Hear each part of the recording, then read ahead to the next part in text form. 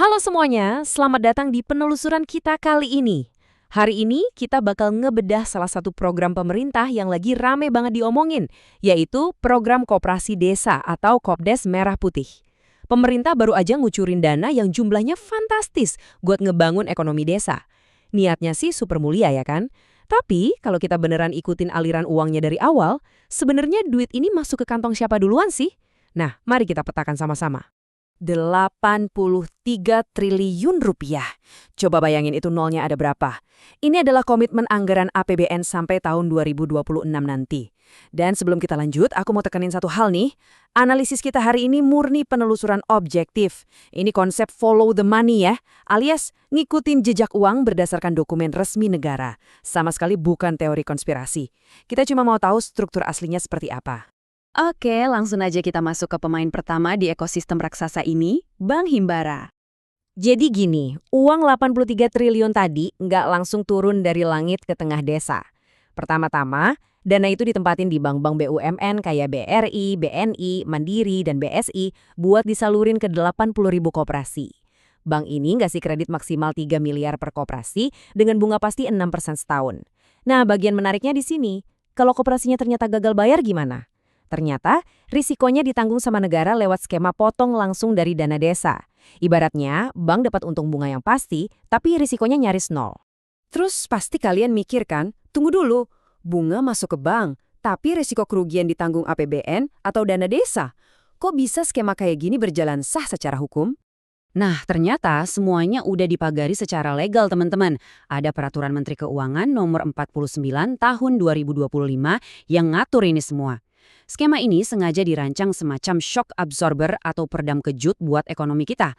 Tujuannya apa? Supaya bank berani ngucurin modal gede ke desa tanpa ngerusak profil resiko perbankan nasional itu sendiri. Pinter juga ya? Lanjut, kita masuk ke pemain kedua, yaitu PT Agrinas Pangan Nusantara. Duitnya udah siap, sekarang siapa yang ngejalanin di lapangan? Disinilah PT Agrinas masuk ke gelanggang. Menariknya, ini adalah BUMN yang baru banget dibentuk di era baru ini, tapi langsung dapat mandat super raksasa. Bayangin aja, mereka langsung ditugasin ngelola payroll alias gaji buat 30.000 manajer koperasi se-Indonesia. Para manajer ini statusnya kontrak atau PKWT, tapi digaji pakai standar BUMN. Otomatis, Agrinas ini langsung jadi jembatan penghubung super strategis antara pemerintah pusat dan denyut ekonomi di desa. Posisinya benar-benar kuat banget. Nah, dengan puluhan ribu gerai dan perputaran uang triliunan tiap hari, jelas dong nggak mungkin semuanya dicatat manual pakai buku tulis. Pasti butuh teknologi canggih. Terus, siapa yang pegang kendali di balik layar teknologinya? Ini dia pemain ketiga kita, vendor penyedia IT alias sistem SIM-Kopdes.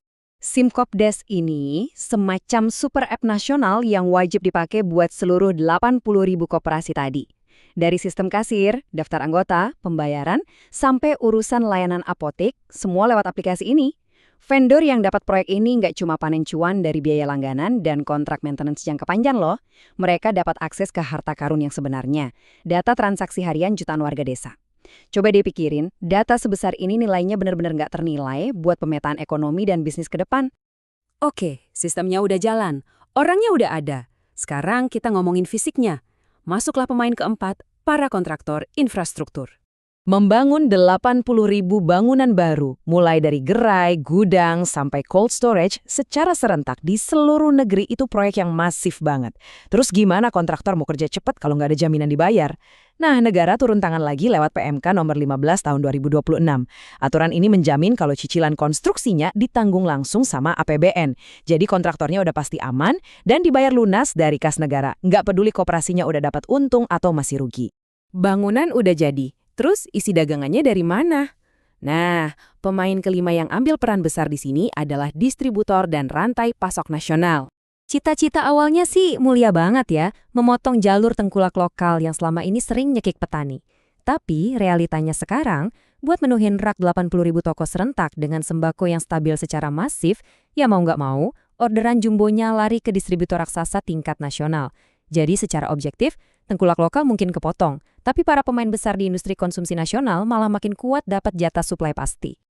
Dari tadi kita ngomongin bank, BUMN, vendor IT, sama kontraktor mulu nih. Terus pertanyaannya, rakyat desa sebagai target utamanya sendiri dapat apa dong dari 83 triliun ini? Di atas kertas, janjinya memang luar biasa cerah. Ada akses sembako murah, apotek desa, sisa hasil usaha atau SHU, sampai potensi 1,6 juta lapangan kerja baru. Tapi kalau kita turun dan lihat realita di lapangan saat ini, prosesnya berdarah-darah dulu. Contohnya, gerai pecontohan Blok M Hub yang tercatat masih nanggung rugi operasional selama 7 bulan pertama. SHU yang dijanjikan ke warga juga baru bisa cair kalau koperasinya beneran udah profit, entah kapan.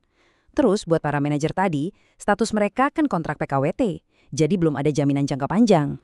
Tapi gini ya, walau tantangan awalnya emang berat, kita tetap harus fair dan objektif melihat visi jangka panjangnya.